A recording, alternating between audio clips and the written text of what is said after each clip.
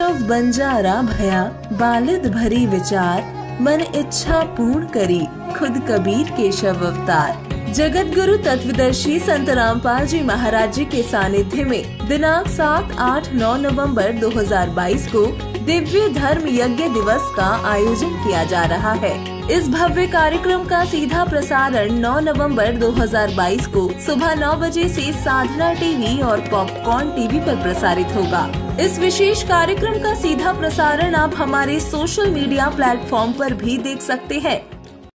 गरीब केशव बंजारा भया बालिद भरी विचार, मन इच्छा पूर्ण करी खुद कबीर केशव अवतार। जगत गुरु तत्वदर्शी संत रामपाल जी महाराज जी के सानिध्य में दिनांक 7, 8, 9 नवंबर 2022 को दिव्य धर्म यज्ञ दिवस का आयोजन किया जा रहा है। इस भव्य कार्यक्रम का सीधा प्रसारण 9 नवंबर 2022 को सुबह 9 बजे से साधना टीवी और पॉपकॉर्न टीवी पर प्रसारित होगा। इस विशेष कार्यक्रम का सीधा प्रसारण आप हमारे सोशल मीडिया प्लेटफॉर्म पर भी देख सकते हैं।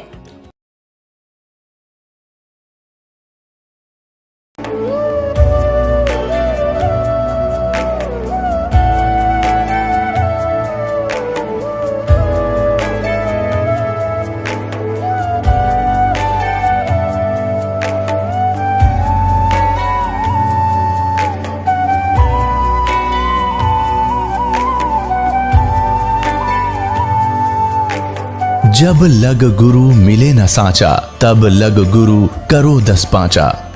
क्या गुरु बदल सकते हैं? क्या गुरु बदलने से पाप लगता है? आध्यात्म के इस मैदान में आखिर सही गुरु कौन है? गीता जी में वर्णित तत्वदर्शी संत कौन है? इन सभी प्रश्नों के उत्तर जानने के लिए अवश्य सुनिए जगत गुरु तत्वदर्शी संत रामपाल जी महाराज के मंगल प्रवचन। परमात्मा कहते हैं तुम्हारा यहाँ जीवन उस कांटे पर लटकी हुई ओस के जल के तुल्य है। जैसे मोती ओस का, ऐसी तेरी आव गरीब दास कर बंदगी, बहुरनी ऐसा दाव। ये मानव शरीर और ऐसे समय में जो परमात्मा ने अब ये बैन उठा दिया भक्ति से, वो ज्ञान जो गुप्त रखा हुआ था अब उसको खोलने का, अब उसके बच्चों तक पहुंचाने का आदेश दे दिया। तो इस समय में मनुष्य जीवन ये एक दाव है, आपका दाव लगा है। तो परमात्मा समझाने की चेष्टा करते हैं, ये संसार समझदा नाही, कहंदा श्याम दोपहरे नू, गरीब दास ये वक्त जात है, रोवोगे इस पहरे नू। परमात्मा कबीर परमेश्वर जी ने 600 वर्ष पहले आदरणीय धर्मदास साहिब जी की चिंता का निवारण करते हुए कहा था। क्या चिंता थी धर्मदास जी को? धर्मदास जी का जो लड़का था नारायण दास नाम था, और आदरणीय धर्मदास साहिब जी बहुत बड़े सेठ धनी व्यक्ति थे, बनिया थे, वैश्य थे। परमात्मा से मिलन से पहले उनका एक पुत्र हो चुका था नारायण दास, और वो काल का दूत भेज रखा था उसके। जब परमात्मा उनको मिले और धर्मदास जी ने परमात्मा की प्रत्येक बात को सत्य मानकर अन्य उपासना आन उपासना छोड़ दी, फिर सबसे पहले माता पिता का कर्तव्य बनता है कि मेरा पुत्र पुत्री भी परमात्मा से जुड़े, मालिक इनका संरक्षक बन जावे, इनका जीवन सफल हो। क्योंकि हम अपने बच्चों के लिए अपने तन की परवाह नहीं करते, अपने धन की परवाह नहीं करते, तो उन बच्चों के लिए फिर अब हम पीछे क्यों रहे? जब हमें ज्ञान होगा, जैसे हम बच्चों को पढ़ाते हैं सिर्फ एक पेट के लिए, इनका गुजारा हो जाएगा, गुजारा भी जो किस्मत में होगा उन्हीं का होता ना। लाखों पढ़ते हैं, नौकरी कितनों को मिलती है। तो हमने अब वही फाइनल मान रखा, अब हम इसको फाइनल मानेंगे। ऋषि यहाँ भी सुखी, 2 रोटी चाहिए, एक छोटा सा एक कमरा ले ले, बनवा ले, चाहे 2 बना दे भगवान, उसकी मौज, वो तो दूसरी बात है ना। नीत नहीं रह गए बना, उनकी आवश्यकता अनुसार बनाओ और अपना ठाठ से भक्ति करे, पीछा छुड़ा और चलो, वहां मिलेंगे सुख। कॉलेज में सुख थोड़ा ही होता है। तो उस माता पिता के कर्तव्य को और बच्चे की ममता के कारण माता पिता वाले कर्तव्य को पूरा करने के लिए परमात्मा से कहा, भगवान मेरे बेटे को भी नाम दे दो। अब कबीर साहब लगे समझाने, ब्रह्मा विष्णु महेश ऐसे हैं, इनकी स्थिति है, पूर्ण परमात्मा अपने को छुपा कर कहते हैं वो परमात्मा सतलोक में है, वहां सदा सुखी रहोगे। तो नारायण दास तो था काल का दूत, ने बोला हम नहीं मानना श्री कृष्ण से ऊपर किसी को। और पिताजी आपकी तो बुद्धि भ्रष्ट होगी बुढ़ापे में, आपको इसने बहका लिया जुलाहे ने, ऐसी उठपटांग बातें करके उठ कर चला गया। जवान हो रहा था, 18-20 उम्र बल्कि ज्यादा आयु का। तो नारायण दास को काफी समझाया। धर्मदास जी ने भी कहा, बेटा मेरी आत्मा है तू, मुझे ज्ञान हो गया, मैं बालक नहीं, तू मेरी हर बात की आज्ञा का पालन करता था, आज तेरे के बिजली गिर गई, तू क्यों नहीं मान रहा मेरा? उसके आगे बैठ कर रो, समझावर उठ कर चल पड़े कि कहां से ज्ञान ले आए तुम, ये कहां से ज्ञान लिया? तो अति चिंतित देखकर धर्मदास जी को परमात्मा ने कहा, धर्मदास क्यों चिंता करता है भाई, क्या बात है कि भगवान युद्ध दुश्मन पैदा हो गया, मेरा बेटा क्या होगा इसका? ये तो कुत्ता बनेगा, गधा बनेगा, सुअर बनेगा, योनिया भोगेगा। जब नहीं उसके ममता नहीं हट रही थी नारायण दास से, तो परमात्मा ने अपनी शक्ति से नारायण दास को बुलवाया और उसके सामने ऐसे कर दिया मालिक ने अपना आशीर्वाद भरा हाथ, और कहा, धर्मदास देखो तेरे बेटे को। अब उसका असली रूप जो अंदर था, धर्मदास की दिव्य दृष्टि खोल दी और वो देखा, लंबे लंबे दांत, विकराल चेहरा।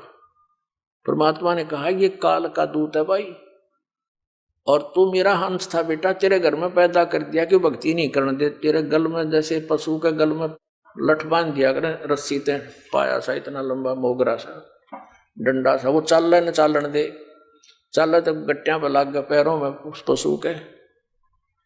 कहते यू तेरे गले में काल ने यू बांध दिया, यू तेरी भक्ति में बाधा करना चाहता है। तो एकदम वो घबरा गया, धर्मदास जी घबरा गए कि यू तो सचमुच इसकी शकल देखते कलेजा फट जाएगा। तब धर्मदास जी ने कहा कि बेटा नारायण दास है, जा कर ले काम, जा कर ले काम। वो मानना उसने था ही नहीं, उठकर चला गया नारायण दास। तो परमात्मा के चरणों में पड़ गया कि भगवान मेरा वंश तो काल का होगा सारा ही। तब उसकी चिंता का निवारण करते हुए भगवान ने कहा, बेटा तेरा 42 पीढ़ी तक वंश चलेगा, 42 पीढ़ी। तब धर्मदास जी और पूरी तरह रोने लग गया कि भगवान इस काल के वंश तो ना चल बढ़िया, हे भगवान मेरा तो काल का वंश होगा। तब परमात्मा ने कहा, नहीं, तेरे एक पुत्र और मेरी आशीर्वाद से तेरा पुत्र होगा, उससे तेरा वंश चलेगा। अब उस समय उनके इतिहास में लिखा जीवनी में कि वो 86 वर्ष के हो लिए थे धर्मदास जी, 86 वर्ष के, और दोनों पति पत्नी घने वृद्ध हो रहे थे। तब उनके बात गले उतरे नहीं कि मेरी पत्नी का तो मासिक धर्म भी बंद 20 वर्ष से 30 वर्ष से, अरे ये कैसे होगा? यानी जैसे बच्चा उठा लेता पेन को, वो पूछता पिताजी क्या है, उसको कहते पेन है, वो कहता पेन है, फिर भी कहता पेन है, वो स्वीकार भी नहीं करता, अस्वीकार भी नहीं करता, उसको रख कर चला जाता है और खेलने लग जाता, पर उसकी बुद्धि ग्रहण नहीं करती ये क्या कहना चाह रहे। तो ऐसी स्थिति में धर्मदास जी ना करे ना स्वीकार करे। तब परमात्मा ने कहा, विश्वास कर बेटा मेरे वचन पर। तब मालिक ने ऐसे हाथ किया, आसमान से एक आत्मा यानी एक बालक आया, उसके आंगन में लेटा दिखाई दिया, उसके आंगन में खेलता हुआ। अब ये आएगा 10वें महीने तेरी पत्नी के गर्भ थे। अब धर्मदास जी के साथ तो वो स्थिति थी कि यू होलेगी जब वह बात बनेगी। तो परमात्मा ने दया करी, 10वें महीने वो पुत्र उत्पन्न हुआ। अब वो पुत्र उत्पन्न हो गया, फिर उसको चिंता हुई कि भगवान आप तो अब चले जाओगे और हम भी चले जाएंगे, मेरे वंशज बाहर कैसे होंगे? मेरे जो आने वाली पीढ़ियां हैं, 42 पीढ़ी तो आपने दे दी, इनका कल्याण कैसे होगा? तो परमात्मा ने कहा कि इसको आशीर्वाद दूंगा मैं। धर्मदास तेरे पुत्र को थोड़ा सा यू होलेगा 10, 12, 15 साल का, तो इसको मैं नाम देने का अधिकारी बना दूंगा, और इससे जो उपदेश लेंगे आपके भी परिवारजन वाले या कोई अन्य और भी, तो उनको लाभ मिलेगा। लेकिन अभी इनको मोक्ष नहीं होगा इनका, अभी वास्तविक मंत्र इनको बताना नहीं है, और आप भी इनको नहीं बताना। धर्मदास मेरी लाख दुहाई, ये मूल ज्ञान और ये सार नाम कहीं बाहर ना जाए।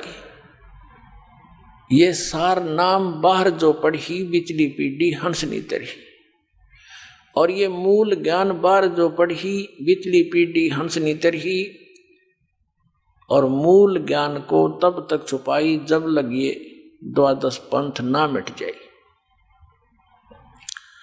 अब धर्मदास जी को यह चिंता बनी कि परमात्मा इनको ओरिजिनल मंत्र मिलेगा नहीं, क्योंकि परमेश्वर कबीर जी ने उस समय ये 5 मंत्र दिए थे। उस चूड़ामणि नाम था उस धर्मदास के गॉड गिवन सन का, परमात्मा के द्वारा दिए गए पुत्र का नाम चूड़ामणि रखा था। उसी को आगे चल के मुक्तामणि नाम से वो प्रसिद्ध हुआ।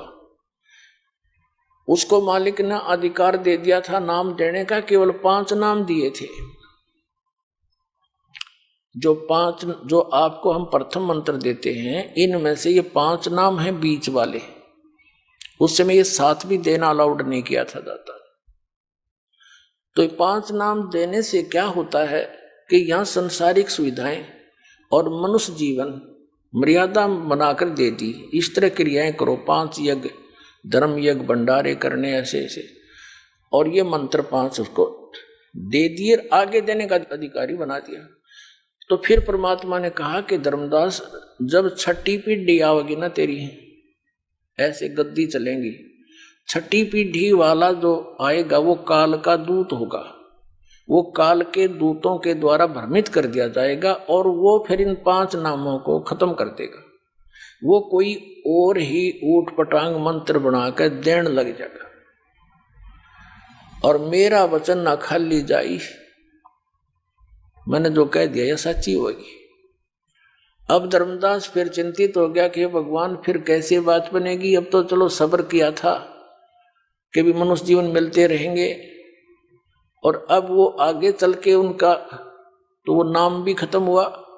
तब परमात्मा ने कहा था कि आगे क्या होगा कि मेरी वाणी को जो पढ़ रहे हैं, अब वाणी तो मेरी पढ़ेंगे, और इस वाणी के अंदर के ये ज्ञान यज्ञ बनता है।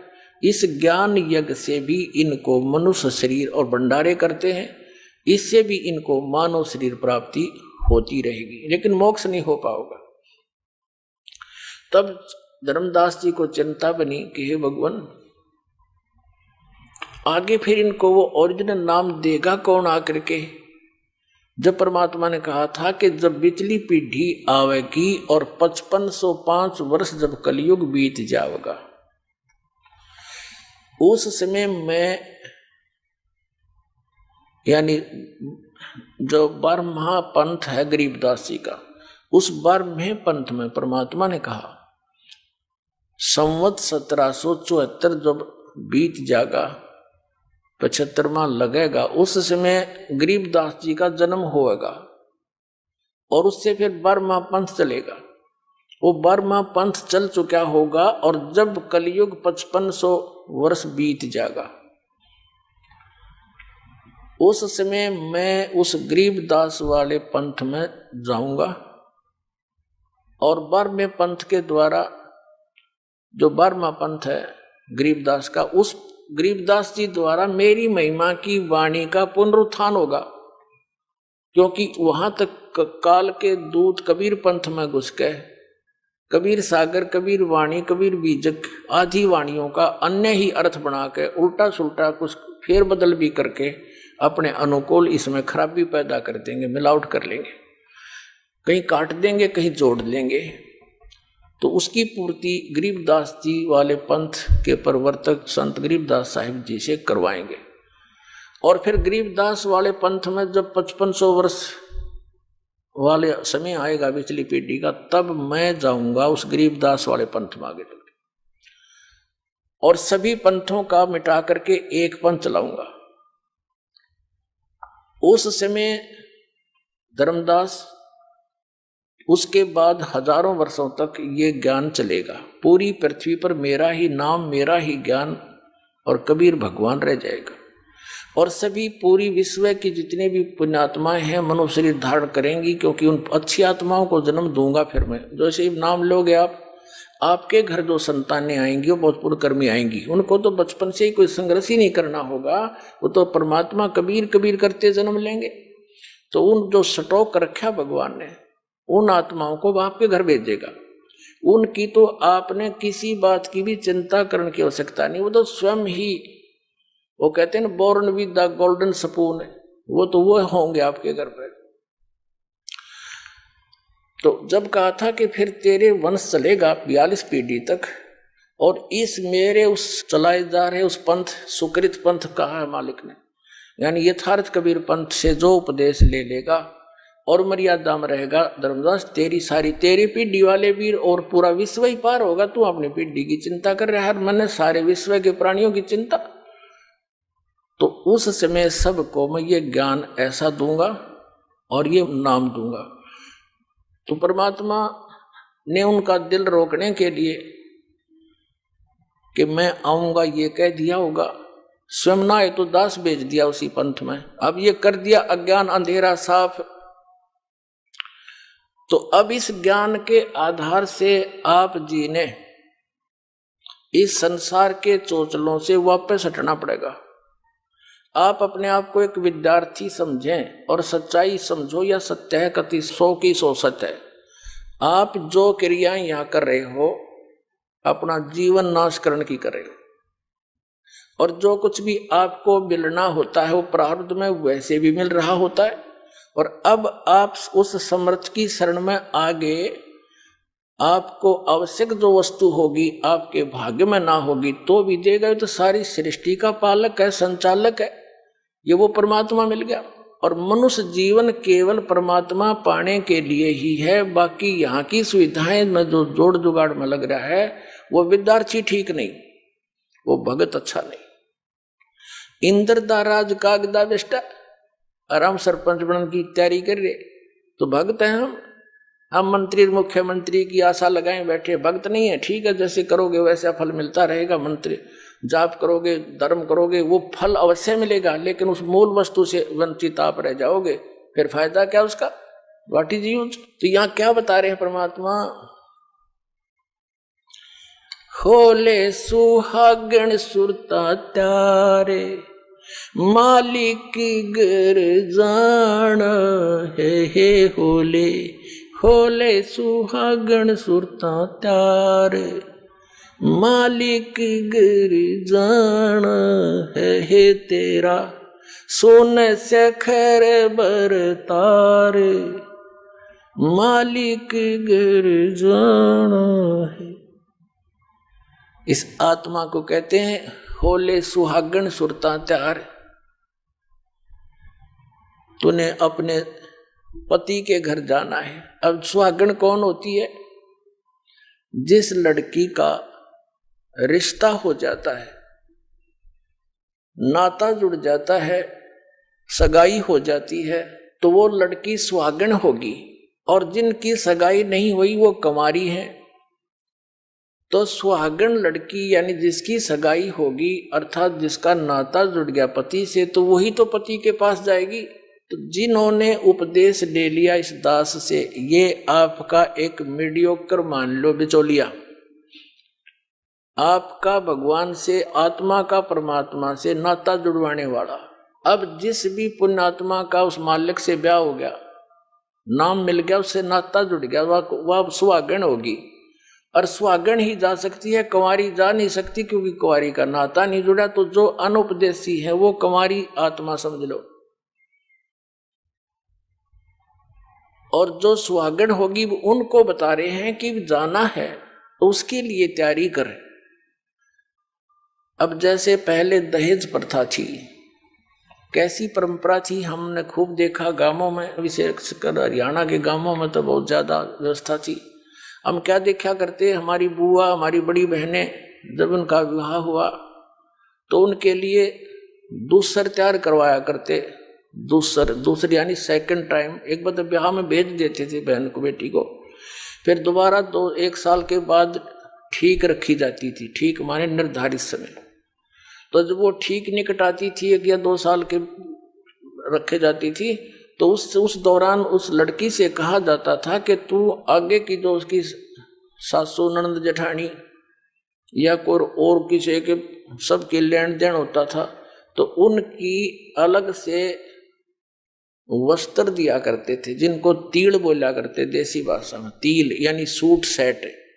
उस तीड़ में क्या हुआ करता है, एक तक घाघरी हुआ करती भारा, मेरे ख्याल में 50 गज की एक हुआ करती, गोल गोल करा के, और एक उसके ऊपर कुर्ता, एक उसके ऊपर चुंदड़ी यानी चोली, दुपट्टा कह लो आजकल।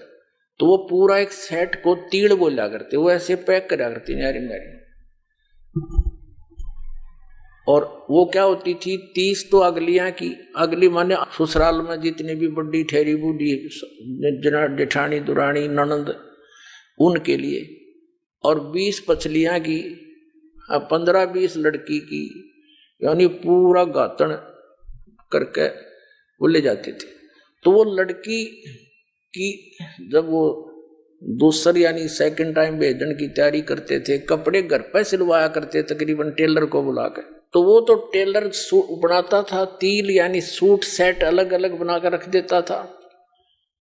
और छोटे छोटे बच्चे बेटियां होती थी, वो क्या करती थी, उस टेलर के द्वारा काटे गए टुकड़े छोटे छोटे उठा लेती थी जो वेस्ट होते थे, उनको उठाकर ऐसे ही घाघरी यानी जो नीचे का पैरन की हुआ करती, उससे बचे हुए की तो घाघरी बना लेती, या घाघरी होगी, उसके ऊपर कुर्ता वाले वो निकाल के वो कटे हुए पीस को उस पर कुर्ता, फिर चुंदड़ी वाले में चुंदड़ी, वो पूरी सेट बनाकर रख लेती।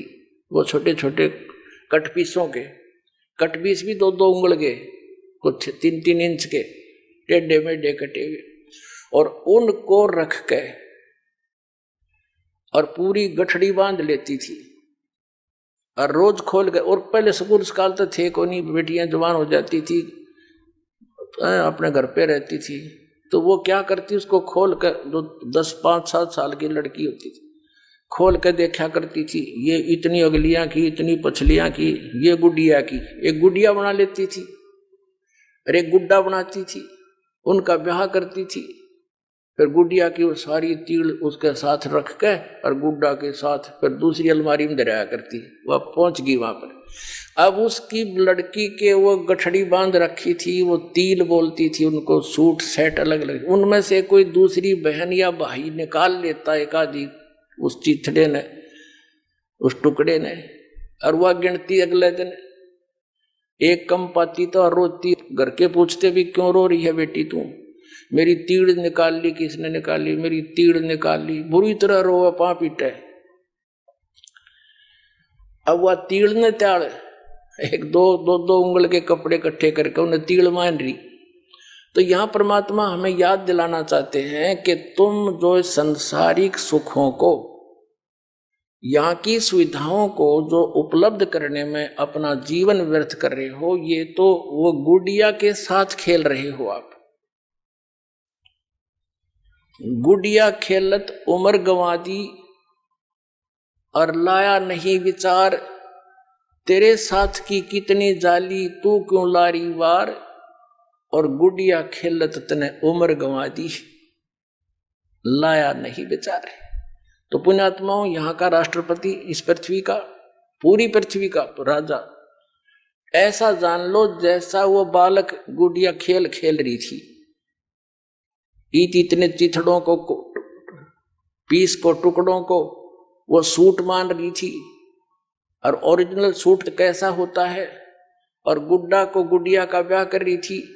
ओरिजिनल ब्याह क्या होता है, जब वो लड़की बड़ी हो जाती है, मैच्योर हो जाती है, उसके दिमाग, उसका माइंड मैच्योर हो जाता है, फिर उस बेटी को पता लगता है तिल क्या होती है, दुल्हा कैसा होता है, और फिर कहाँ जाने से तुझे उसका लाभ मिलता है, सुख होता है। तो फिर वो लड़की उसका विवाह हो जावे, उसके बाद फिर वो उन टुकड़ों से नहीं खेल सकती। खिला के दिखा दो तो उसने फिर छू भी लेता, क्योंकि उसको ज्ञान हो गया और ओरिजिनल दूल्हे का पता लग गया, वो तो डुप्लीकेट से आगे। तो हम जब उस अपने सच्चे मालिक रूपी दूल्हे से जब आत्मा का यो निकाह हो जाएगा, विवाह हो जाएगा, यानी उसके सुख का जब इसने ज्ञान हो जाएगा, फिर इन गेल नहीं खेल सकता, टाइम पास करना होगा फिर तो उसने यहाँ पर जितने दिन का शेष जीवन रह रहा। आशा भगवान में लग जाएगी, हटाने से नहीं हटती है। इस ज्ञान से आपको इतनी दृढ़ता आ जाएगी। और फिर परमात्मा कहता है यहां अगर तने थोड़ी बहुत तो सुख चाहिएगा यहाँ का, तो भी मैं ही दूंगा। जिसके प्रारब्ध में है, भगवान से दूर है, तो भी वो सुख ले रहा, फिर अगले जन्म है ना, ईद तो ले लिया, अगले जन्म में गधा बन गया, वो सुख कहाँ गया। और परमात्मा कहते फॉरएवर सुख दूंगा, सदा के लिए सुखी कर दूं। तो हमने उस सुख की आवश्यकता थी, हम इसी में अपना जीवन गुड़िया खेल जन्म गवा दिया, तने लाया नहीं बेचारे। तो अब हम इस ज्ञान से हम उस सियाने होंगे, मैच्योर होंगे, हमारा माइंड मैच्योर हो जाएगा, फिर हम नहीं खेल सकते नकलियां। आप देखना भी तो बच्चे हो, अभी आप स्टार्ट किया है, कोई पहली कक्षा का बालक है, कोई दूसरी का, कोई तीसरी का, यानी जिस दिन से आपको ने उपदेश मिला उस दिन से आपका जीवन शुरू है। जा दिन सतगुरु बैठिया ता दिन लेख जान, बाकी जन्म गंवा दिया बिना गुरु के नाम। तो जिस दिन आपने नाम मिला, आपका जन्म है इस आत्मा का। उस दिन से शरीर चाहे किसी का 60 वर्ष का है, चाहे 20 वर्ष का, चाहे 10 वर्ष का, उससे कोई लिंक नहीं।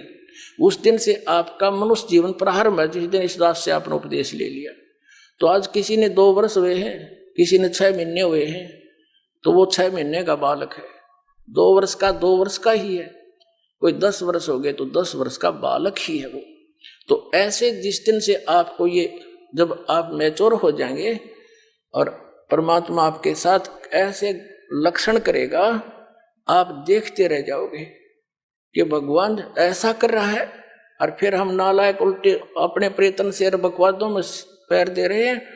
आत्मा धिक्कारा करेगी आपने इस मन को, और फिर ये ऐसा चलेगा बिल्कुल सीधा स्ट्रेट चलेगा तो दूर घर पहुंचेंगे। अब हम सफर में चल रहे हैं, कहीं डुगडुगी बजाने वाला खड़ा है, उद्देश्य छोड़कर वहां बैठ के रात होगी, रात में फिर आगे सफर कैसे करेंगे, यानी इतना समय वेस्ट किया। तो परमात्मा कहते हैं फिर हम अपना सीधा चलेंगे, यहाँ की किसी प्रकार की भी इस तड़क भड़क को हम महत्व तो नहीं देंगे। तो क्या बताते हैं, सतगुरु मारे बानिया करते बनज व्यवहारी, बिन डांडी बिन पालड़े ये तोल दिया संसारी। कितनी गहरी बात कही है मालिक ने, यानी आप आरती आप साजे, आप किंगर आप बाजे, आप ताल झांझनकारा, आप नचे आप देखना। अब वो परमात्मा स्वयं ही सारे रोल कर रहा था, एक भगत के भी, एक संत के भी, एक सच्चे सतगुरु के भी, और एक नेक नागरिक के, यानी अपना सीमा में रहे, बकवादों में बड़ा नहीं, एक झोपड़ी में टाइम पास करके दिखाया मालिक ने, अनंत कोट ब्रह्मांडों के संचालक ने। तो क्या बताता है कि सतगुरु हमारे बानिया, हमारे 2 सतगुरु हैं, यानी जैसे इस दास पर जाकर दीप या मालिक खुद आए थे, या उन महापुरुषों को भी ज्ञान दिया था जो उनसे संपर्क में आए, लेकिन उनसे कह दिया था कि अभी समय नहीं है ये रहस्य डिस्क्लोज करने का। उनसे कसम दिवा दी थी, प्रतिज्ञा करवा दी थी। तो वो महापुरुष पक्के थे, दृढ़ थे। धर्मदास जी हालांकि अपनी संतान पर बड़े आसक्त थे, फिर भी मालिक के वचन को भंग नहीं किया उसने, कोई नाम नहीं बताया किसी को। और इसी प्रकार नानक साहिब जी को कह दिया था कि सतनाम नहीं देना किसी को भी, पूरे सिख समाज सतनाम से वंचित है। और एक बार मर्दाना ने यह गलती कर दी थी, उसको झटका दे दिया था कि कहीं आगे डिस्क्लोज ना हो जाए, लेकिन वो दुश्मन नहीं थे हमारे।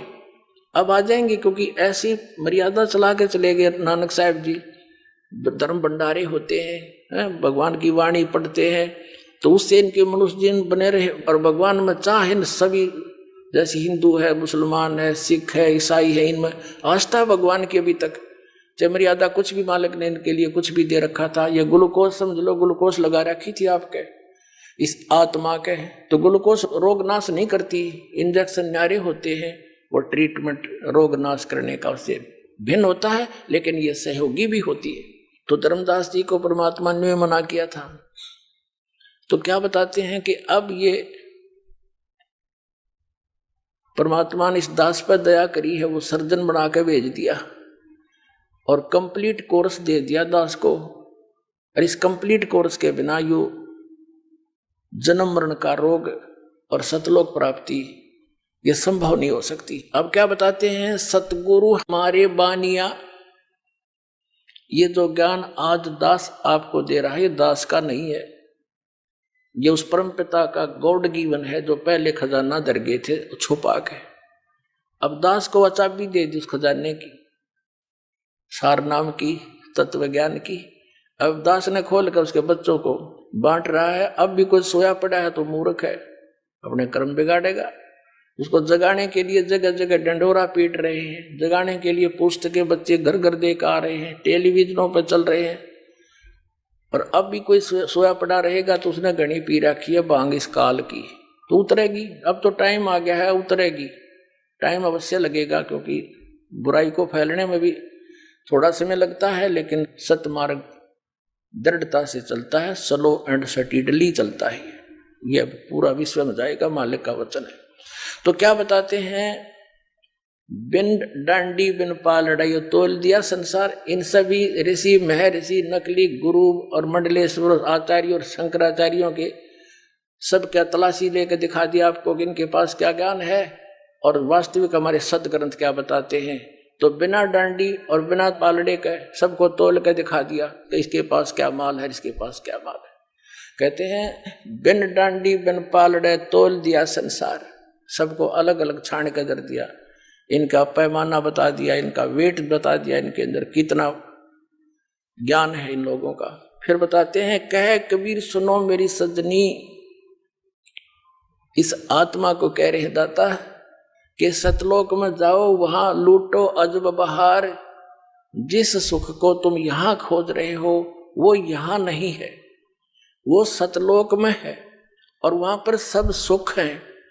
ये तो उसकी डुप्लीकेट समझ लो। जैसे एक तो सोने के बने हुए हो आभूषण, और एक बना रखे हैं डुप्लीकेट लोहे के, ऊपर पीतल का लगा रखा है, तो इतना अंतर समझ लो। और कोई एग्जाम्पल नहीं जो उस मालिक के वहां के और यहाँ के देश के। तो यहाँ जो खिलौने हैं ये मिट्टी के बने हुए हैं, ये शरीर, वहां शरीर ऐसा ही है जैसा यहाँ पर है, एज इट इज। लेकिन वो मटेरियल न्यारा है, वो कभी नाश नहीं होता, उसमें कभी बुढ़ापा नहीं होता, मृत्यु नहीं होती। अपनात्माओं परमात्मा बतावे, और जिनको परमात्मा सतलोक लेकर गए थे उन वापस छोड़ा, उन्होंने वही ज्ञान दिया। और आज यो दास बतावे, हमारे सदग्रंथ इतिहास बतावे, और फिर भी विश्वास ना होगा तो फिर कद होगा भाई आपके। अब जैसे कई भक्त जिन्होंने भक्ति करनी नहीं, बकवादों में रहना है, वो क्या कहते हैं, एक आध ही ऐसी दुर्बुद्धि रखता है कि भगवान परमात्मा कबीर जी ने आदरणीय धर्मदास साहिब जी को सतलोक दिखाया था, आदरणीय नानक साहिब जी को, आदरणीय मुल्कदास साहिब जी को, आदरणीय गरीबदास साहिब जी को, आदरणीय गीसा दास साहिब जी को, इन सबको सतलोक दिखाया था। तो हम पर भी दया कर दो, एक बार दिखा दो। तो पुण्यात्मा ऐसा होता है। अब जैसे लड़की का विवाह करने, नाता जोड़ने जाते हैं, माता पिता होते हैं, चाचे ताऊ या कोई मामा फूफा सास जाते हैं, आके फिर उस लड़की के सामने ही घर पे चर्चा चलती है, ऐसा लड़का है, ऐसा घर है, उनका ऐसा रहन सहन है। तो वो एक बतावे, दो बतावे, चार बतावे, 5 गए थे 5वां बतावे। तो उस लड़की को पहले तो पिता के मुख से वचन सुनते ही संतुष्टि हो जाती है, जो पिताजी बता रहे फाइनल है। फिर उसके समर्थन में सभी एक जैसी बातें करते हैं, तो उसको उसका कंसेप्ट क्लियर हो जाता है, जो बताया जा रहा है ऐसा ही मिलेगा और ऐसा ही होता है। अब जैसे दास बता रहा, भगवान खुद आके बता के कि वहां ऐसा है, तो इसमें ये कहना मैंने दिखा लाओ, तो ये एक अनाड़ी लड़की पे ऐसी बात करती है। अब जैसे फिर थोड़ा ध्यान से सुनना इन बातों को। परमेश्वर कबीर साहिब जी आदरणीय गरीबदास साहिब जी को और आदरणीय मुल्कदास साहिब जी को, आदरणीय धर्मदास साहिब जी, आदरणीय नानक साहिब जी को सचखंड लेकर गए और वहां जाकर के उन्होंने ये कह दिया था, भगवान हमें यहीं रख लो, अब वापस ना भेजो। तो परमात्मा ने कहा था वापस जाना पड़ेगा, तुम यहां से जब गए थे भक्ति से परिपूर्ण थे, अब तुम कंगाल हो लिए वहां भीख मांगते फिरते हो, एक रोटी के लिए सारा दिन धंधा करते हो, और यहां से तुम इतनी भक्ति लेकर गए थे कि इसने ऊपर के स्वर्ग बनाए, पहले उन स्वर्गों में रखा, तुम्हारे कोई होटल बना रखे इन्हें स्वर्ग, वहां चार्ज लेता तुम्हारी कमाई से, भक्ति करते हो मेरी, शक्ति देता हूं मैं और खर्च करवाता ये तुम्हारा होटल वाला काल निरंजन ब्रह्मा विष्णु महेश, इनके रेस्टोरेंटों में स्वर्गों में जाकर अपने नाश करते रहते हो तुम, तो वापस जाओ, मैं ऐसा मंत्र दूंगा तुम्हें, ये सतनाम, इसका सेवन करके तुम उतने ही चार्ज हो जाओगे जितने यहां से गए थे, और इस भक्ति की शक्ति से तुम वापस आओगे। नो तो तुम्हारे पहले थे ना, तो ऐसे राखण जोगे होते थे। तो उन महापुरुषों को अपना गवाह भी बनाना था मालिक ने, कि आज मेरे बच्चे मुझे पहचान लेंगे। एक तो गवाह, आंखों देखा चसमदीन, और फिर वेद मेरा भेद है, मैं ना वेदन मैं के माही, और जोन वेद से मैं वेद जानते नहीं। चारों वेद बताऊं, परमात्मा ऐसी लीला करता है, वो ऐसा करता है, वहां सतलोक है, वहां पर वहां रहता है, तेजों में स्थान है, और मोक्ष प्राप्त प्राणी भी उसी लोक में चले जाते हैं। वेद गवाही दें, परमात्मा ने स्वयं आकर जो ज्ञान दिया सूक्ष्म वेद, उसके अंदर प्रमाण है। तो भगवान ने वहां से इनको भेजा और कहा कि आप ये मंत्र जाप करना सतनाम का, ये सतनाम जाप करना है। और इसकी कितनी वैल्यू है एक सतनाम की। आदरणीय गरीबदास साहिब जी ने परमात्मा की उस महिमा को बहुत कोड वर्डों में और गहराई से लिखा है, लेकिन ये ऐसे ज्ञान है, ये सतगुरु बिना नहीं सुलझ सकता, और सतगुरु परमात्मा ही बनाकर भेजता है या वो स्वयं ही आता है, तब ये गूढ़ रहस्य समझ में आते हैं। परमात्मा ने ऐसी वाणी लिखवाई थी। आदरणीय गरीबदास साहिब जी ने लिखा है कि सतनाम पालड़ रंग होरी हो। सतनाम ये 2 अक्षर का है, जिनको श्वास उश्वास से सेवन करना होता है। एक श्वास उश्वास की कीमत, यानी एक मंत्र श्वास का 2 अक्षर वाले का 1 अक्षर वाला मंत्र बाहर छोड़ा, 1 अंदर लिया, ये कंप्लीट 1 मंत्र हो गया। लेकिन इस पर ध्यान रहे, सुरत और शब्द अभ्यास किसे कहते हैं? ये कान बंद कर एक कमरे में बैठकर ऐसे करके, ये सुरत शब्द नहीं, ये तो बाजे सुनने हैं, ये तो वो साजबाज सुनने वाली बातें हैं, इससे नहीं बात बनेगी। ये तो उन भक्ति से ही बाजेंगे, बाजते रहेंगे। हमने अपने भक्ति करनी है, वो भक्ति से जो कुछ भी होगा होता रहेगा। तो सुरत और शब्द है जो नाम जाप को लिए दिया गया है, उसके ऊपर आपकी सुरति, नृत्य, मन और पवन, ये चारों इकट्ठे रहें। जैसे श्वास पवन है, श्वास बाहर छोड़ा, श्वास बाहर चला तो मंत्र छोड़ा जो आपको दिया हुआ है। तो ध्यान रहे मैं क्या उच्चारण कर रहा हूं, श्वास के द्वारा, श्वास से, और मन और सुरत और नृत्य ये लगेगी तो वो हमें पता रहेगा मैं क्या बोल रहा हूं। बाहर सांस छोड़ते समय अंदर श्वास से क्या ले रहा हूं। तो ये सुरत नृत्य और मन पवन लगा के, यानी मैं बाहर क्या बोल रहा हूं, क्या छोड़ रहा हूं, अंदर कौन सा ले रहा हूं, तो ये सारा सुरत नृत्य मन पवन यह इकट्ठी होगी। तो ऐसे लिया हुआ 1 मंत्र का ये जाप सतनाम के 2 अक्षर का, इसको बताते हैं सतनाम पालड़ रंग होरी हो, और 14 लोक चढ़ावे राम रंग होरी हो, 3 लोक पासंग धर रंग होरी हो, तो ना तुले तुलाया राम रंग होरी हो। होरी माने खुशी, कि हमारी जो राम रंग की होरी, वो तब खुशी होगी हमें जैसे इस 1 सतनाम का अधिकारी से लेकर संत पूरे से मर्यादा में रहे, पूरी सच्ची लगन गुरुदेव के प्रति, यानी परमात्मा के तुल्य आस्था अपने गुरुदेव में रहे, ऐसा भाव से जो सिमरण किए जाते हैं, कहते हैं उसके एक सिमरण की कीमत ऐसी है कि 14 लोक चढ़ा दे, जिसमें ब्रह्मा विष्णु महेश दुर्गा के लोक और स्वर्ग लोक, ये कॉमन इंद्र वाला, और ब्रह्म लोक और उसके अंदर नकली लोक और 7 लोक नीचे के सारे एक तरफ रख दे, और एक तरफ रख दे उस एक सिमरण की कीमत, इतनी वैल्यू, इतना वजन है उसके अंदर। और 3 लोक पासंग धरे, पृथ्वी लोक, यो कॉमन स्वर्ग लोक, और नीचे का पाताल लोक, ये 3 लोक थे सौदे में को नहीं। और हम एक छोटे से टुकड़े का राजा बनकर काख पीटते फिरते हैं, तो वो बालक जैसी बुद्धि और खिलौने से खेलने वाली गुड़िया वाला खेल होता है। अब जैसे दास का जन्म एक किसान परिवार में हुआ, हमारे घर पर ये लाला लोग आया करते थे गेहूं खरीदने, कभी ज्वार बाजरे लेकर जाते थे। तो उस समय हमारे घर वाले कहते थे जो कि भाई लाला जी पासिंग दिखा, यानी एरर दिखा, तेरी पालड़ी तकड़ी में कितना है, तो वो ऐसे करके दिखाता था। अगर एरर होती तो उसी कनक में से, जैसे गेहूं तोल रहे थे, गेहूं की एक मुट्ठी भर कर दूसरी साइड में डाल दी, वो बैलेंस हो जाया करता था। उस 100 ग्राम गेहूं तय 50 ग्राम तय, और उसी तरफ बट्टे रख दिए जाते थे, और दूसरी तरफ फिर सौदा फिर तोला जाता था गद्दा गद्दा। तो वो जो पासिंग रखा है मटेरियल, वो तो उसका कोई सौदे नहीं है।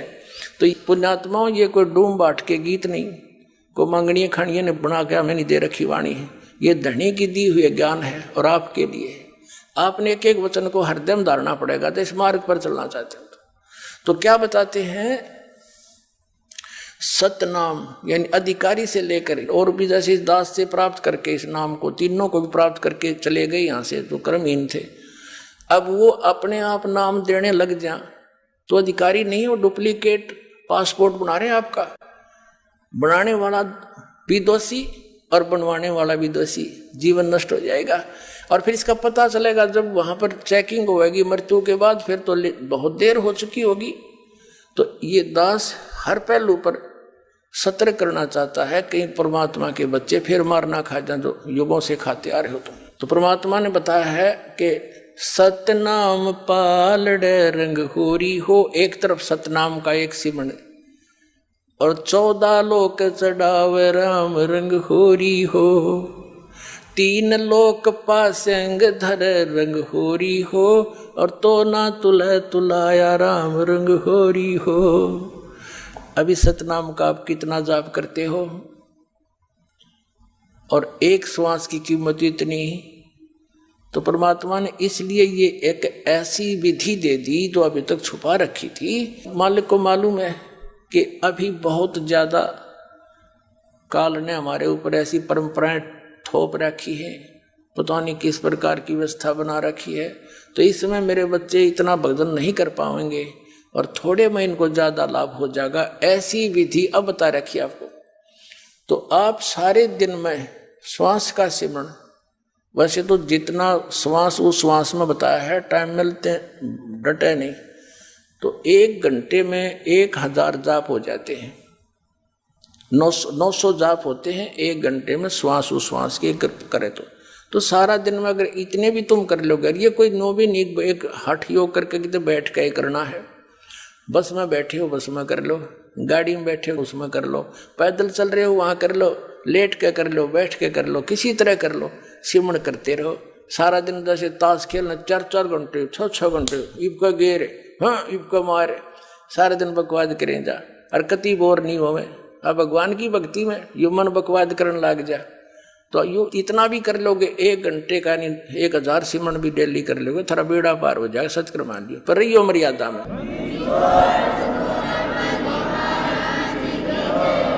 तो पुण्यात्माओं, आज का जो सत्संग है इसका विषय ये है कि आप विद्यार्थी हैं और विद्यार्थी यदि कॉलेज के टाइम में सुविधाएं प्राप्त करने की चेष्टा कर रहा है तो अपना जीवन नाश कर जाएगा। तो आपने हर तरह से पालन करना दास के इस आदेश का। भगवान का आदेश है, दास के माध्यम से आप तक पहुंचा है, ये समझ लेना। तो संसारिक चोचलों से उल्टा हटना है, मर्यादाओं को कम करना है, परंपराओं से उल्टा हटना है, हमने सिंपल वे से रहना है और भक्ति करके सतलोक चलना है। बोलो सतगुरुदेव।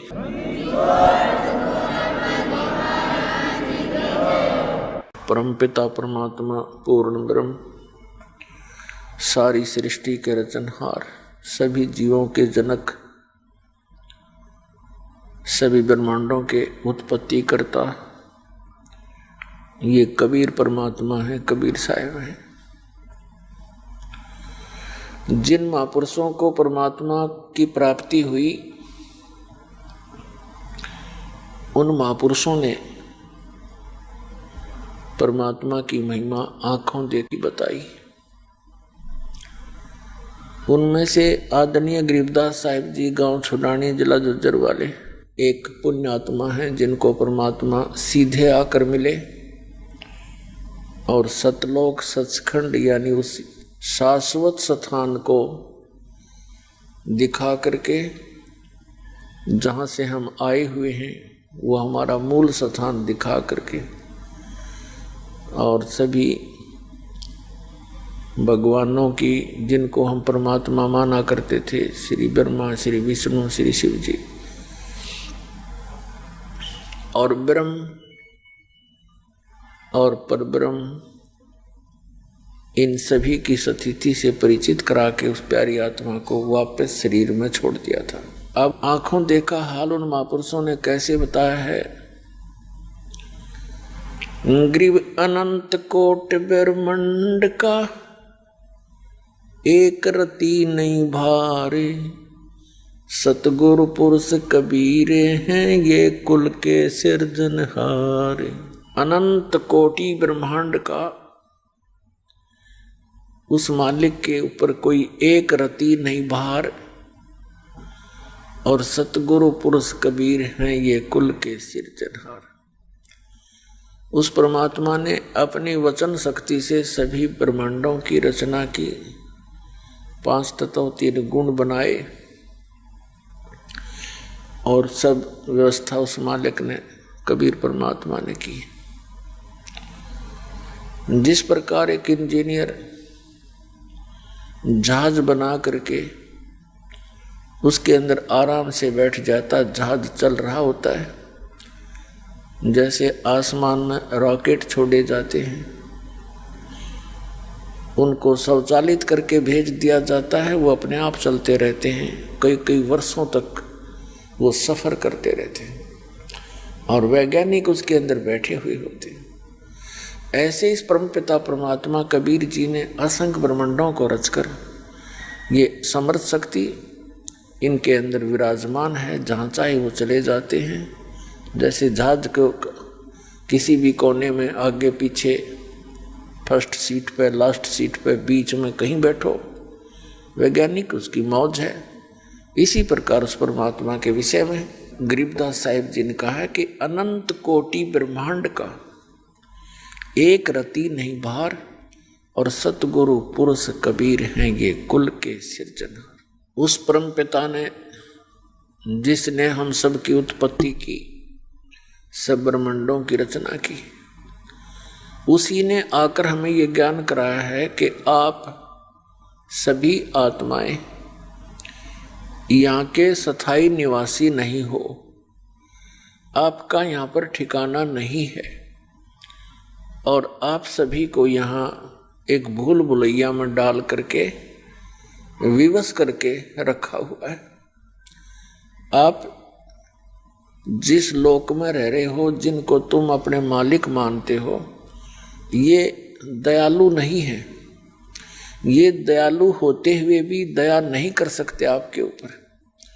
जैसे ब्रह्मा विष्णु महेश ये अच्छी आत्माएं हैं, तीनों पुण्य आत्मा हैं, श्रेष्ठ आत्माएं हैं, तो इनको काल ने अपने व्यवस्था बनाए रखने के लिए चुन रखा है और इनको भी धोखे में रखता है, इनके रूबरू नहीं होता कभी और इनको ऐसा झटका देता रहता है, ये भी डरते रहते हैं, भयभीत होकर के सब कार्य करते रहते हैं। तो ये कुछ भी परिवर्तन नहीं कर सकते। ब्रह्मा विष्णु महेश आपकी किस्मत भाग्य में, प्रारब्ध के अंदर कुछ भी परिवर्तन नहीं कर सकते। जैसा आपका कर्म है वो एज इट इज दे सकते हैं। आपके ऊपर कोई आपत्ति आनी है तो आएगी ही आएगी। तो इसलिए ये दयालु होते हुए भी दया नहीं कर सकते। और जो इनका पिता है ये काल भगवान, इसका नाम ही काल है। काल में दया नाम की चीज नहीं होती, कसाई जो होता है।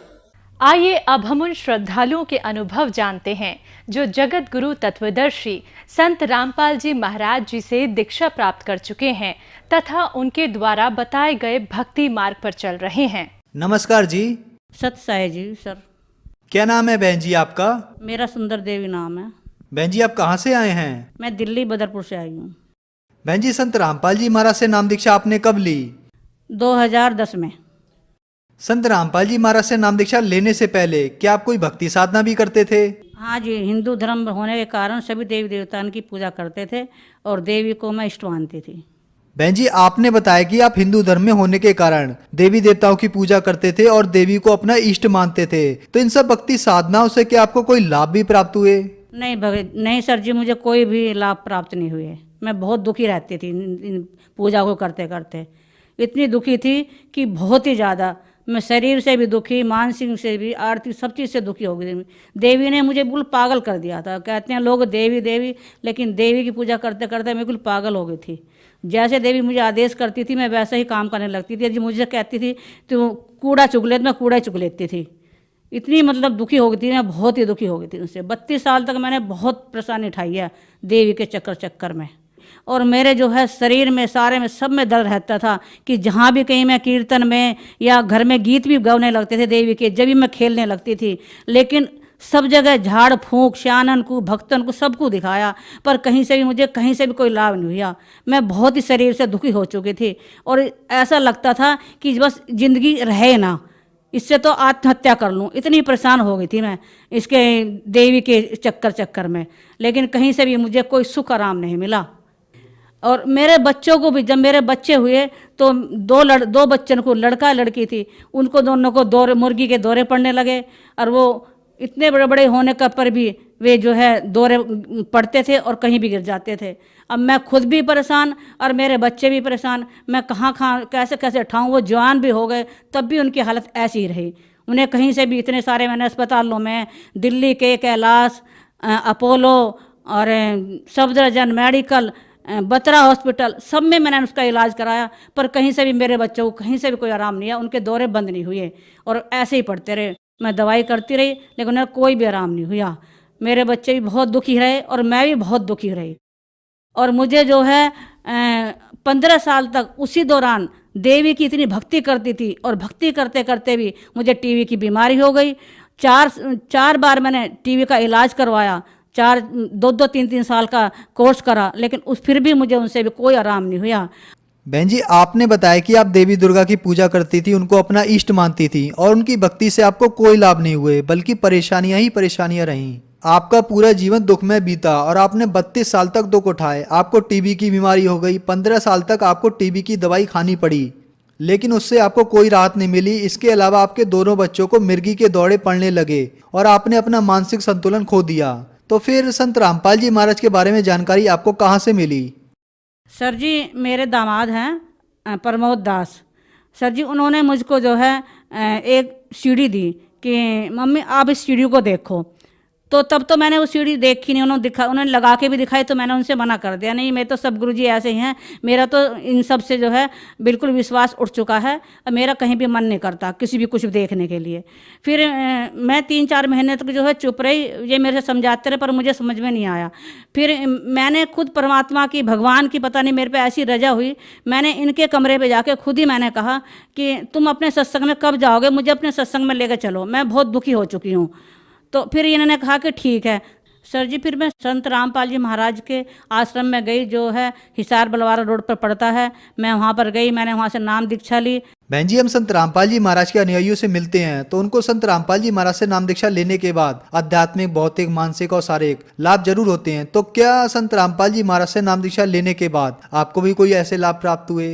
हाँ जी, सर्जरी हुई है। मुझे सबसे पहला लाभ तो ये हुआ कि जो मुझे देवी जो मेरे सिर आती थी, वो जो उससे मैं बहुत परेशान थी, बहुत दुखी थी। और उसी से उसके कारण उससे जब मैं उनसे नाम ले लिया संत रामपाल जी महाराज जी से, तो मैं बिल्कुल ठीक हो गई उसी दिन से ही। जब जिस दिन से मैंने नाम लिया उस दिन से ही मुझे नहीं पता लगा वो कहाँ चली गई कहाँ नहीं, कुछ नहीं रही मेरे शरीर। मेरा शरीर ऐसा हो गया जैसे फूल हो गया हो, नहीं तो मेरे शरीर पे इतना बोझ रखा रहा हर वक्त, जैसे कितना मन बोझ रखा है। और उसके बाद मैं बिल्कुल जो है ठीक हो गई जब से मैंने संत रामपाल जी महाराज जी की से नाम दीक्षा ली। दूसरा लाभ भगत जी ये था कि मेरे जो है बच्चों को जो है मिर्गी के दौरे पड़ने लगे थे, 2 बच्चों को, और वह बड़े बच्चे जवान होते गए पर दौरे बंद नहीं हुए। मैंने जो है अस्पतालों में, बड़े बड़े अस्पतालों में, अपोलो में जैसे दिल्ली में है, और सफदरजंग है दिल्ली में, मेडिकल है, और बत्रा हॉस्पिटल दिल्ली में है प्राइवेट हॉस्पिटल, उनमें सब में इलाज कराया। एक नवअड्डे के अंदर है कैलाश हॉस्पिटल, वहाँ भी इलाज कराया, पर सर जी कहीं से भी मेरे बच्चों को आराम नहीं हुआ। लेकिन जब से संत रामपाल जी महाराज जी की नाम दीक्षा ली है तब से उनके भी दौरे बंद हो गए।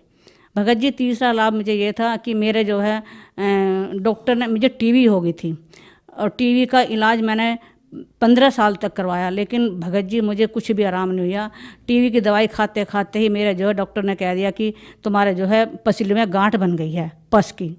फिर मैंने उसको भी, इसका डॉक्टर ने इलाज करने के बाद भी डॉक्टर ने इलाज करवाया और उसमें डॉक्टर ने बोल दिया इसका तो मतलब इमरजेंसी ऑपरेशन होएगा। तो मैं उस ऑपरेशन को करवाना नहीं चाहती थी, लेकिन डॉक्टर ने लिख दिया आज इन्हें एडमिट कर दो और आज इनका ऑपरेशन करना है कल ही। उसके बाद उन्होंने मेरे भगत ने जो है मुझे वहाँ पर एडमिट कर दिया हॉस्पिटल में, और फिर संत रामपाल जी महाराज जी से प्रार्थना लगवाई। तो संत रामपाल जी महाराज जी का यही संदेश आया कि सब कुछ ठीक हो जाएगा। जब जो है मेरा ऑपरेशन हो गया, 30 टाँकों का सर जी मेरा ऑपरेशन हुआ, और संत रामपाल जी महाराज की दया से वो मेरा ऑपरेशन सक्सेसफुल हो गया। और मैं जो है 1 महीने के अंदर अंदर इतना बड़ा ऑपरेशन होने के बावजूद मैं जो है आश्रम पहुंच गई, बरवाला आश्रम। जब मैं संत रामपाल जी महाराज जी के आश्रम में पहुंची तो गुरुजी से जब मैंने आशीर्वाद लिया तो गुरुजी ने यही कहा कि बेटे तुम्हारी तो मौत थी, लेकिन भगवान ने तुमको जो है सांस दे दी है। तो संत रामपाल जी महाराज की दया से मुझे यहाँ भी जीवन दान मिला। और जो मेरे जो है टीबी की समस्या थी तो वो संत रामपाल जी महाराज जी से नाम दीक्षा लेने के बाद बिल्कुल ख़त्म हो गई और मैं बिल्कुल ठीक हूँ। इस वक्त मैं बिल्कुल सही हूँ हर तरह से। नहीं तो कभी मेरा बीपी हाई और कभी कुछ बढ़ जाता था, कभी सिर में दर्द, कभी पैरों में दर्द, गोड्डों में दर्द इतना रहता था मेरे, बहुत ही ज़्यादा रहता था, मेरे चला भी नहीं जाता था। जब से मैंने नाम दीक्षा लिया अब मैं बिल्कुल हर तरह स्वस्थ दिख रही हूँ। मेरे से खड़ा नहीं हो जाता था बिल्कुल भी, मैं बहुत परेशान थी। और भगत जी उसके बाद में जो है चौथा लाभ मेरा ये हुआ कि जो है जो घर में जो आर्थिक स्थिति थी वो इतनी मतलब ख़राब हो चुकी थी, क्योंकि जो भी एक तो भगत जी की सरकारी नौकरी थी, लेकिन सरकारी नौकरी का भी ये नहीं पता लगता था पैसा कहाँ जा रहा कहाँ नहीं। जितना पैसा कमाते थे सब डॉक्टरों के जाता था, कई लाख डॉक्टरों के जाते थे। और फिर भी मतलब घर में इतने दुखी थे कि ना तो बच्चों में शांति और ना मुझ में और ना किसी में, सब घर में क्लेश होता रहता था पैसे के लिए भी। तो इतने दुखी थे, बहुत ही परेशान थे हम। और अब जब से हमने संत रामपाल जी महाराज जी से नाम दीक्षा ली है तब से हम सब बिल्कुल ठीक हैं, बहुत अच्छी तरह से हमारी ज़िंदगी कट रही है, किसी तरह की कोई टेंशन नहीं है। और भगत जी ने भी नाम ले लिया था, उसके बाद भगत जी भी बिल्कुल सही हैं और अच्छी तरह से सब हम भक्ति कर रहे हैं। और संत रामपाल जी महाराज जी की हम पर बहुत अच्छी दया है। बहन जी, संत रामपाल जी महाराज से नाम दीक्षा लेने के बाद आपको बहुत सारे लाभ प्राप्त हुए। आपको जो 32 साल से प्रेत बाधा थी वो भी ठीक हुई। आपको जो 15 साल से टीबी की बीमारी थी वो भी संत रामपाल जी महाराज की कृपा से ठीक हुई। और आपके बच्चों को जो मिर्गी के दौरे आते थे वो भी संत रामपाल जी महाराज से ठीक हुए। और आपके पति को भी संत रामपाल जी महाराज ने बहुत सारे लाभ दिए। संत रामपाल जी महाराज ने आपका जीवन खुशियों से भर दिया। तो जो श्रद्धालु आपको देख रहे हैं और वो भी किसी न किसी बीमारी से ग्रस्त है, उनके लिए आप क्या कहना चाहेंगी? सर जी मैं यही कहना चाहूँगी, जो मेरी तरह से दुखी हैं और जो इस इंटरव्यू को देख रहे हैं संसार के लोग, तो मैं यही कहना चाहूँगी कि जो है संत रामपाल जी महाराज जी से नाम दीक्षा लो और अपना कल्याण कराओ। क्योंकि बिना सही ज्ञान के सिवा और कहीं भी मतलब ये ज्ञान नहीं है। सिर्फ संत रामपाल जी महाराज जी के पास ही ये सच्चा ज्ञान है और समाधान भी है साथ में। बहन जी, संत रामपाल जी महाराज से नाम दीक्षा कैसे ले सकते हैं? संत रामपाल जी महाराज जी से नाम दीक्षा लेने का आजकल गुरुजी ने बहुत ही आसान रास्ता बना दिया है कि हर स्टेट में और हर जगह पे देश विदेशों तक भी नामदान सेंटर खोल दिए गए हैं और अनेकों मतलब चैनलों पे गुरुजी का जो है सत्संग आता है। उसके नीचे एक पीली पट्टी चलती है, उसमें जो है कॉन्टेक्ट नंबर होते हैं। जिस किसी को भी ये नामदान दीक्षा लेनी हो तो उनसे कॉन्टेक्ट करो और तुमको जो है सेंटर आसपास का सेंटर बता दिया जाएगा और संत रामपाल जी महाराज जी से नाम दीक्षा ले सकते हो और नाम दीक्षा लेकर अपना कल्याण करवा सकते हो। धन्यवाद बहन जी। सत साहेब।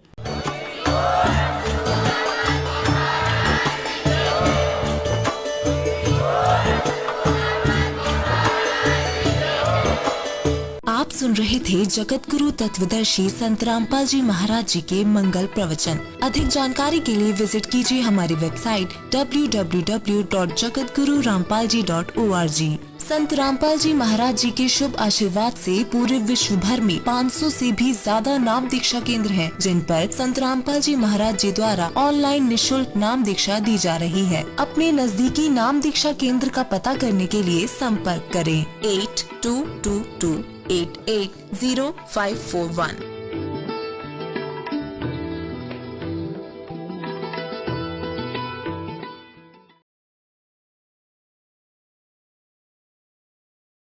गरीब केशव बंजारा भया, बालिद भरी विचार, मन इच्छा पूर्ण करी, खुद कबीर केशव अवतार। जगत गुरु तत्वदर्शी संत रामपाल जी महाराज जी के सानिध्य में दिनांक 7, 8, 9 नवंबर 2022 को दिव्य धर्म यज्ञ दिवस का आयोजन किया जा रहा है। इस भव्य कार्यक्रम का सीधा प्रसारण 9 नवंबर 2022 को सुबह 9 बजे से साधना टीवी और पॉपकॉर्न टीवी पर प्रसारित होगा। इस विशेष कार्यक्रम का सीधा प्रसारण आप हमारे सोशल मीडिया प्लेटफॉर्म पर भी देख सकते हैं।